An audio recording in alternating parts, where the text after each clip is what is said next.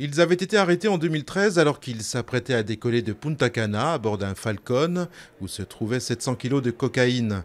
Les 4 Français, les 2 pilotes, un membre d'équipage et un passager, ont été condamnés à 20 ans de prison par la justice dominicaine vendredi, une peine jugée très lourde par le ministère des Affaires étrangères français.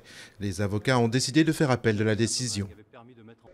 Alors que le bilan des explosions de Tianjin s'alourdit avec 85 morts dont 21 pompiers, les autorités chinoises ont décidé de faire évacuer les habitants des zones proches du site par crainte d'une pollution chimique. De nouvelles déflagrations ont retenti dans la matinée, projetant une troisième colonne de fumée noire dans les airs. Le nouveau plan de sauvetage de la Grèce validé par l'Eurogroupe. Au total, la solidarité européenne se montre à 86 milliards d'euros et devrait permettre à la Grèce de sortir la tête de l'eau tout en lui imposant une cadence de réforme jugée frénétique par de nombreux observateurs. Le Japon commémore samedi sa capitulation sans condition de 1945. L'empereur Akihito, âgé de 81 ans, a prononcé un discours au cours duquel il a exprimé de profonds remords pour la Seconde Guerre mondiale.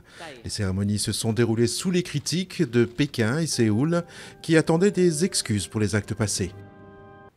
Une valise transparente pour nudistes, un cure-nez automatique, un radeau de survie pour les mouches tombées dans la soupe, des objets absurdes, eh bien ils font la fierté d'un musée insolite niché dans la campagne autrichienne.